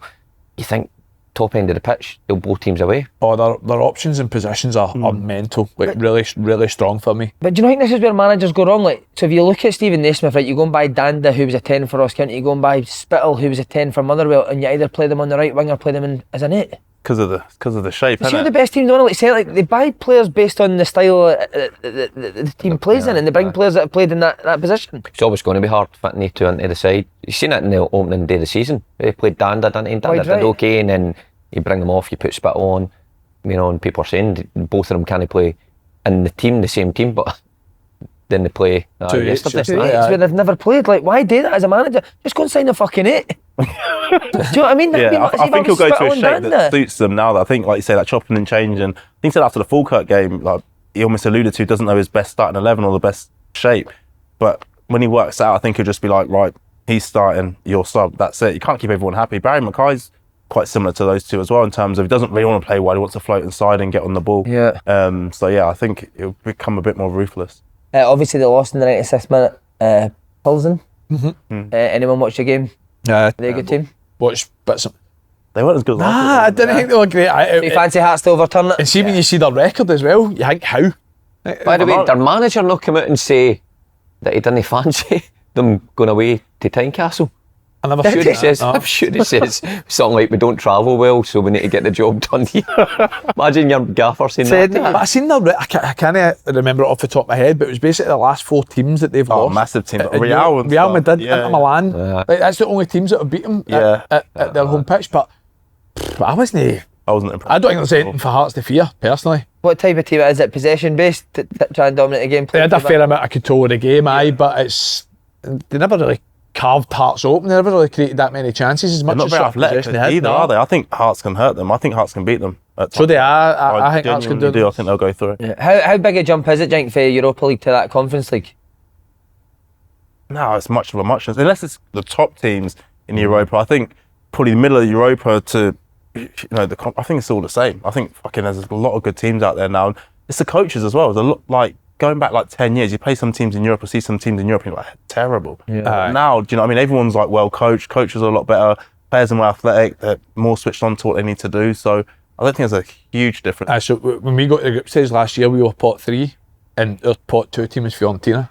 So it's like in the Conference League. You know what I mean? So that is a Europa League team. But then your pot 4 was Riga for Latvia, who were hopeless. So it was like, I love it, guys. So you go like that's probably where the Conference League is. Your pot 4 team is probably for the Hearts or hopefully Kilmarnock if they get there.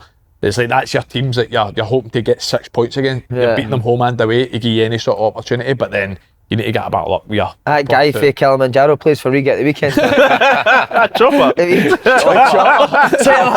Chopper's definitely set a half for Riga, isn't he? But see, if you're going to get put in the Conference League, just get knocked out, would you know? Nah. What? No. Yeah, hold on a minute. League affecting your league form or not for the Conference League? What's the script with the bonuses? The 1 bonuses, so they'd still do 30 quid to win in the Conference League, innit? A grand in the Europa and 30 quid in the Conference League. 30 quid for Riga anyway. Mate, that was the best scene in the Champions League. What was it, 3 grand a point or something like that? Unbelievable. I've never had anything remotely like that. Man, that's how we were celebrating every goal. And then was there also a bigger bonus if you qualified for last 60? Qualified, wasn't it? Which you've done, didn't you? I think that... one season under Smackton, something like 50 or something like that. That's tremendous. Amazing, I was on the bench when Naka scored his free kick. Fucking celebrating like mad. What was that? When that game finished? What was the score? Was it when Arthur saved the penalty? Aye, finished 1-0. Who played right back, hadn't I? Don't know, who played? Telfer or Telfer, Telfer, Paul Telfer played ahead of you. Ripping it up, Ahead of Bournemouth. He actually done alright. Did you? Love fishing. What a guy. I love the animal, Oh. National Geographic. That used to come in with a different animal. Fact every day. Did he? He's a clever guy, mate. He was a good Brilliant golfer. You say clever, right? But he told me this. I don't know if this is true. You remember he used to come in the big tub of Vaseline that boys would... Put it all over his arse, wouldn't he? But boys didn't they? But he would come on every day and put it in his lips, and it was full of black bits and that for people, and he was like... Well, he liked it. He used to say no bacteria is in Vaseline, can I get transferred? And do that all over his lips, and you're going, that can't be true. That can't be boys true. have touched on that? Fucking 2 days later, I was getting away with that. Was that your favourite game? Say like the Man United game? Man United game? You got a favourite game? Fuck. One of them, they were good nights, weren't they? I liked the one at Old Trafford. I seen that I broke my foot at Old Trafford. We got beat 3-2, but... That when Giggs dived for the penalty? Aye. Aye, fucking cheating bastard. I think I was in the all 19th man. terms. Right? Aye, Giggs is a Every cheating respect. bastard, alright. Just He's on the definitely a pitch. cheating bastard. Right, lads, on to Killie, holding it for 77 minutes, lost 2 late goals. But a VAR review, again, a tough one to take. Incredible for them, performance man. up to Felt for 77 them minutes, big wasn't time. it? Aye, I think the penalty's so harsh as well, no? It's, I'm with you. So harsh. Listen, it was an absolute backs against the wall job, to be fair. Did they no get out their half, really? Vassell caused them a couple of problems, to be fair, like long balls, you know what he's like, he's unbelievable at making things stick and sort of pinning people and but no really a couple of half chances if that, but to be honest, quite right, you're going to Copenhagen. Yeah, away, it's gonna happen, yeah. In the even if it was Champions League 1-0, last year, aye, wasn't it? even if it was 1-0, if they kept it at 1-0 up to the 95th minute or whatever it was, it would have been a good result going back to Rugby Park, because you never know Rugby Park when they're getting the long throws and Collins into the box. It would have given them some sort of chance, but that second goal's a Killer. killer. He says they're going to have a go, didn't he, after the game yesterday, but I think 2 is just too much to turn round. Tough. Aye. They'll have a go. As Andy says, being at home as well on that pitch, you never know, anything could happen, but they deserve more from their performance. Like you say, backs against the wall, but listen, like, they knew that was going to happen. They defended well, and for me, it's fucking so harsh, man. Because Copenhagen are going to score at Rugby Yeah. Park, I'll tell you that right now if you're watching it, because they'll create chances. But I think the 1-0, like Killie are hoping they can maybe score a couple of goals and they got a 2-1, take it extra time, but 2-0. Because they did look like, I thought they looked They look good, yeah. VAR is killing Killie right now as well, innit? Oh, Aye. Tell you what, you be Killie with some game, eight men each. 8 wasn't it? men each. Everyone just By the gets- side. Never a red card for him. I don't think it's a red. Never a red Not card. for me. Stopping the game to check that. I know, the ref guy's gets it 2 right. yards I for know. it. Madness. Absolute madness. Mate, you'd have been sent off every week with That's that. what I said. See, if I was here, I would be fucked. Genuinely, I'd be, because the stuff I used to do off the ball, I'd be done.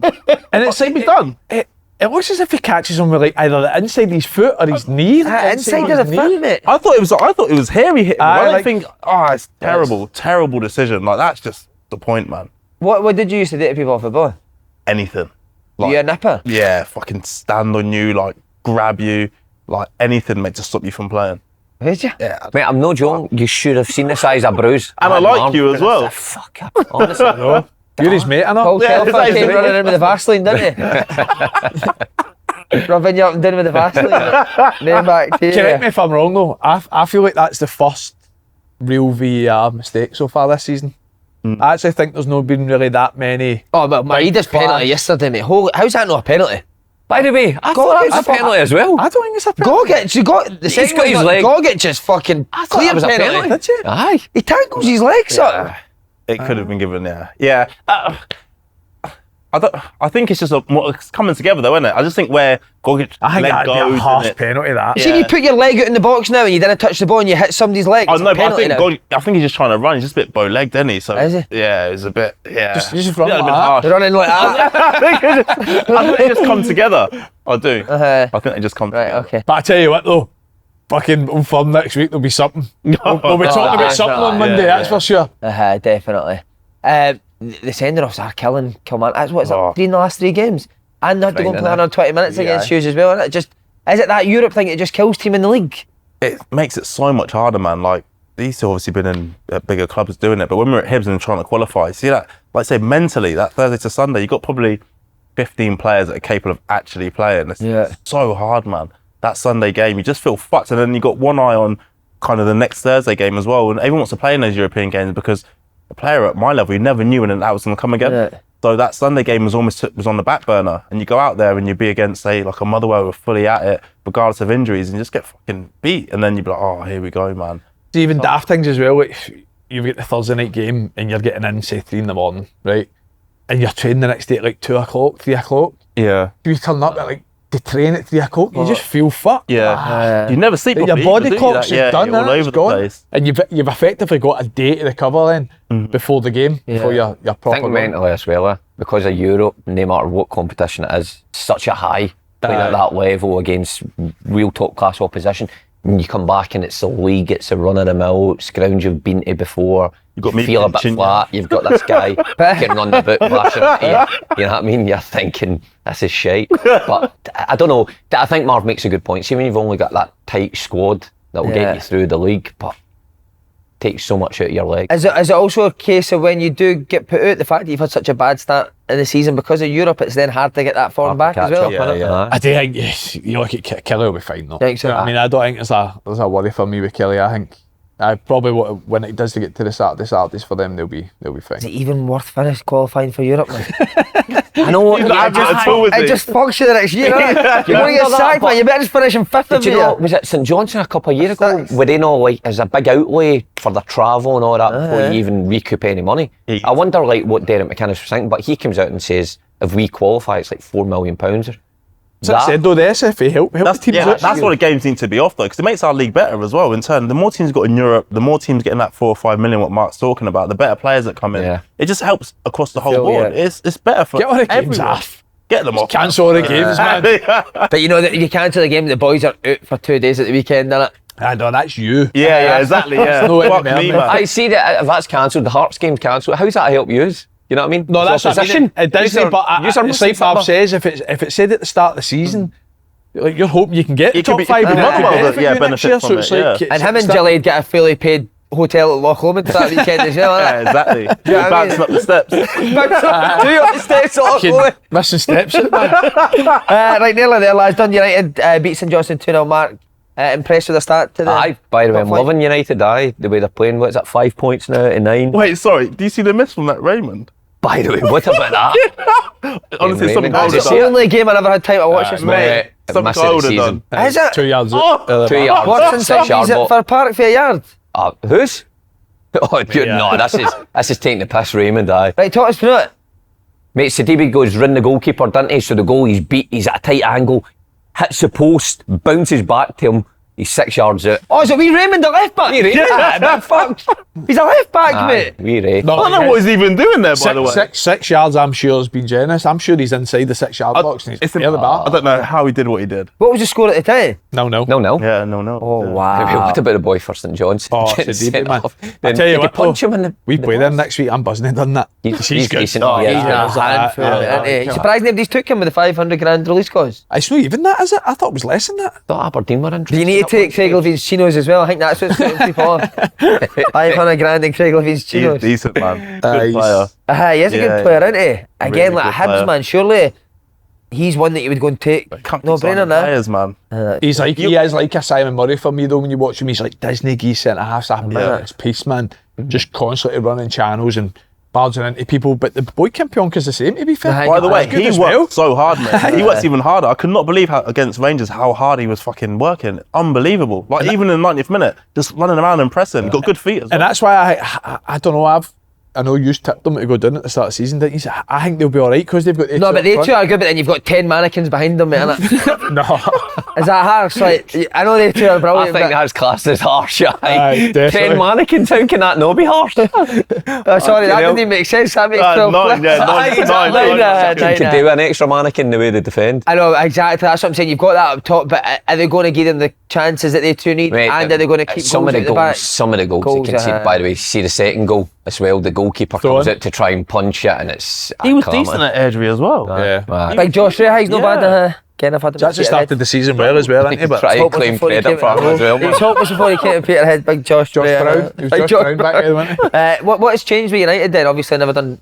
Change our system. Jim's been quite... What's he changed it to? Well, 3-4-3, quite honest and open with how he's played that way, and he ripped up his team. I think that's again brave. You get promoted and you think... I think a lot of managers would just think, we'll go again and we'll play the same way. Nah, he's ripped it up. The boy is at Trapanovsky off the left. He's made good signings. Again, recruitment. I think the captain boy's really good. The boy he's really good. You won at Barcelona or whatever? When it was at Barca, Fucking player, man. Player, mate. He didn't get pinched to fuck. he looks really good. Mate, imagine sitting him doing it at 16, go, he's at Barcelona, you're going to end up being at fucking Tannadice. They got to Dundee. You got to Dundee. You just chuck it in then, wouldn't you? We had a boy at United. You just go work up Mount Kilimanjaro, wouldn't you? We had a boy at United called Ronnie O'Brien. You ever remember him? Ronnie O'Brien? Mate, he came from Juventus. Juve signed him from somewhere in Ireland, and I remember as a kid, I just kept asking him questions about Juve, and he was pish. He was shite. He ended up going to America, and the next time I seen him was in, like, I think I played an All-Star game for Celtic out there. You know, you played against it, and he was in that. In the MLS All-Star. Aye. Surprised you weren't there. Money You got Brian. all the legends. I got all the All-Star You got all games. the Celtic legends in I know, All-Star. how the fuck do you always get called up? You never got called up. Played 200 games, but I never played again. I'm running about Anfield at right back. They played me as well. Fuck You're off, they position. better not play you right back. Fucking, they must not have Man U number. Mate, we had the 10 year. same, mate. We had Vincent Pericard at Swindon. He played for Juventus, mate. And he was so bad that one night I went, like, that must have been a myth that you've played for Juventus. Like, How did he get how the did move? you fucking play for Juventus? He was terrible, mate. Like, terrible. He been at Juventus with Del Piero and all that, mate. Like, in the heyday Juventus. Aye. Played And he's turned up appearances with on the you. pitch, mate. Oh, man. Madness, innit? Some You've ever legends. had that players you've signed feel at a right good level, it turned out to be hopeless? Not that sort of level, nah. Nah. Nobody at Burnley or Bournemouth now? I had a couple of boys that signed from United. Richard Eckersley, everyone ever Fullback, Eckersley. lovely guy, but fucking hell. I mean, really, really nice guy. And I feel harsh saying this. He was fucking awful. Awful. He's not a subscriber. Mate, and the I worst hope thing, he is. No, I don't think Nah, he his will brother be. Adam's up here. The worst, Adam, actually, yeah, Adam, yeah. yeah. The worst thing is, right, I think he turned down a deal at Man United to go to Burnley. Like United, I remember that. keep him. So Burnley had to pay like how much money for him. He was It was Fergie, wasn't it? Fergie was the manager, yeah. I remember that. awful. Awful. yeah. Lovely guy though. We had signed the guy Thomas Dessers. Did you ever play against him down south? No. First day, trained, mate. And he was like an international player. So Charlie Austin left to go to Burnley. Yeah. And Danny Wilson's pulled us in like, don't worry lads, I've brought a guy in for like Congo International, Thomas Dessers, mate. And the first day Danny Wilson's like that to us, oh no, he's a session wrecker. See what we're talking, that's why we brought it up earlier. Great show. Mate, honestly, seeing Ferry Session couldn't wrecker. pass the ball for here to there, man. Just constantly offside, absolute dog shine, man. It's a great Session show, wrecker, innit? mate. First day you called him out as a session wrecker.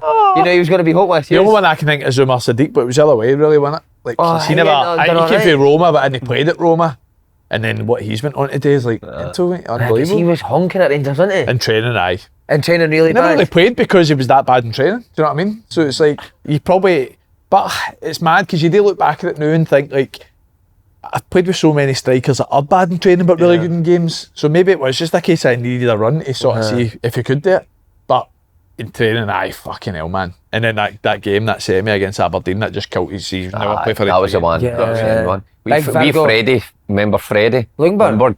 I was away at that. Mate, that's got to have been his twin that turned up at Celtic. Pick. That wasn't terrible. Freddie Charlie Lundberg. said that as well. Didn't he? Mate, I couldn't believe it. I was so disappointed. So what we're talking about? Are we talking about like passing rules? Not he can't have passed the ball to somebody for 10 years. Didn't he look like a football player? But he was a runner though, wasn't he? He used to run. Just used to get the But balls, that mate, didn't he? doesn't surprise me. He couldn't even run as well, man. Yeah, his legs were gone. Yeah, so he's Fucking fucked. hell. I know, but you think he'd be able to pass the ball 10 yards? Mate, Play with the honestly. Invincibles, you wee bastard. What's that? Did you play with the Invincibles? Yeah, Aye. yeah. Fuck me, man. He's got One of the some main vital goals as well, by the way. I know a Celtic. So what are you didn't he? talking like? Well, how bad are we talking like? Mate, just Just gave the ball away just looking constantly. at him in training and think, I hope he's not my team. You know what I mean? Just one of they guys. But like a lovely guy, like you Yeah, say. yeah. I'm sure that means nothing. Well, he'll not give a fuck, will he, the career here? But just thinking, how could you have possibly played at Arsenal? And then he gave the speech in the huddle in his first game. What was that? I didn't tell you that before. Yeah. So it's his first game, his debut against Berwick in the Cup, Scottish Cup, and Mick's the captain. So this is Freddie Lundberg. Aye. This is Freddie Lundberg. So Mick's giving the speech in the huddle and come on boys, and it's like a cold February and it's fucking frozen. And Mick goes to break the huddle and Freddie says, Can I just say something? And we all look at him going, this can't be real. No way. He's like, it's just a pleasure to be here and I'm really looking forward to my time at Celtic. So come on boys. And broke up noise are going away. Like looking at each other, laughing, going, what just happened there? He had a fucking shocker in the game as well. The enthusiasm straight back down. Honestly. Because Mick gave it that one first tackle. And then he's followed it up with. Oh, "Let's mate, go he here, followed guys." it up. That's never happened in a huddle. Nobody else has ever spoke apart from the captain, apart from that time. And Freddie Lundberg fucked Freddie the huddle. Lundberg. That's why his career never went on to do well, 'cause he fucked the huddle. Exactly. And then he got fucked into the advertising board at the track at Tannadice, did you know? I think Big Charlie said that as well. And he must have thought, why have I came to Scotland? Would he like explain in the dressing room, like, I know I'm being, would he think he knew he was shit at Celtic? No, I just used to speak about his dog all the time. Loved his dog. Aye, loved his dog. Are you Carlton Cole as well? Nah, No. I missed him. What about Big Virgo was, Adam Virgo. He was my first roommate. Oh. what, he'd have Big farted Kev, on it. Big Mate, Kev I says got he's put lost on it. Big Kev, I'm sure Kev put him in the worst ever SPL player. Did he? Remember? Did he? I'm sure he did. He got centre half or centre forward, weren't he? Mate, only guy in the world that's either a centre half or a centre forward. Mate, my debut for Celtic against Dundee United, who had just signed from the previous week. Me right back and Virgo right centre back. 3 each the game. That was fucking... I think I remember that game. Oh, it was chronic. I got put on Virgo watch though. In pre-season he got concussed in a game and he got taken off. And that way he was sitting on the bench and he didn't know where he was. What day it was? Like, I think he was cussed for the full time he was at By the way, so the doc, no one of them ones, I was sharing a room with him, the doc says, Mark, you need to stay up and keep him awake all night because you can't sleep or something, can you? You sit there fucking all night. Just staring at Virgo. Aye. By the way, he's a commentator now or something. Aye, he's doing well, doing the National League and stuff, stuff, that's yeah. right. He came down, one of them comes into the reserves, mate, and even looks bad in the reserves, mate, and we're caring him. You must be thinking, what am I? Rasmussen was another one, mate. He got tortured with the reserves, man. Yeah, I think he knew. He just couldn't give a shit. Morton could he? He was just laid back, snooze. And who was the other one, Koki Mizuno? Oh, he was brilliant, though. But he was like, shite. technically, what a great guy. He's like that, wasn't he? He never knew any English. He had a moustache, shaved one half it off one day. That's right, his missus was a darling as well. He didn't know English, so we got used to, Lenny was the reserve manager at the time, we used to get him to say, Lenny, you have ginger pubes. What a guy. What were you going to say something about it? I need to go. Oh, sorry. I've got you can go training. We're just going to ask the boys about Neil Lennon, left Rapid Bucharest. Like to see him back getting a job in Scotland. Me? I like Lenny, even though he was the one that he was the final nail mark off at Celtic. But that's why Celtic fans love him, innit? Exactly, got rid of me. But can you see him getting back in, or? Yeah, he'll definitely want to get back in. I don't know where. He's just stop taking these jobs abroad. It's hard, that, innit? That's the thing. The language. Yeah. And the connect just the way he is as well. He's like ranter and raver a bit, isn't he? So I'm not sure how foreign boys will take to that. Yeah. Rafe job's up, think. No, he doesn't have it. No, I think they were talking about him getting it, but I think David Healy's got it now. Linfield won last night again. Would Lenny now drop to that? You don't think so? Nah. Do you think he would need to now? I think see with the investment in the ownership model and that, I think Rafe wouldn't be a bad job. It's a club that needs built up and taking in one direction. I think they would take him, definitely. I don't think he would though. Personally, I don't think Lenny would do that. That's us then, lads. No. I need to leave now. That's 7:30, mate. After 5:30 start. What he's doing video now? Recovery and video, aye. Day after again. Is it in depth? Is it a Slaughterfest video? I know you've won. Because we played really well, but aye, on a normal one, if it's a bad performance, aye, it's not more. Who takes it? The manager takes the video every time? And will he dig boys it? Oh, definitely. Love it. You still see when you knew you'd played well and you knew your mate was shite. Always want to sit next to them. The one sitting next, you'd actually deliberately sit next to him just so you knew he was getting roasted, innit? You'd be like, you're alright, mate. You're actually alright. Mate, I had an argument with Lenny one time in a video analysis. Right, go gaze this. Well, you're killing me. No, sorry, mate. No, just quickly. No, it was him and Johan, and we were upstairs in Lennoxtown, and the full team's here. But he just kept digging the same boys out. Kept digging out me, Charlie, and I think it was Jamesy Forrest. And I said he was going fucking half his nut, but there was clearly other players in the team that you could see in the video was just kept getting the ball away. He wouldn't say it. Grass. What about him? But I says, listen, I think you just keep fucking digging the same boys out. And I think Charlie, Jamesy, me keep getting dug out. He didn't take kindly to that. Nah, mate, honestly, I know you need to go, but he did exactly the same at Hibs. Played Motherwell, and we got beat by Motherwell.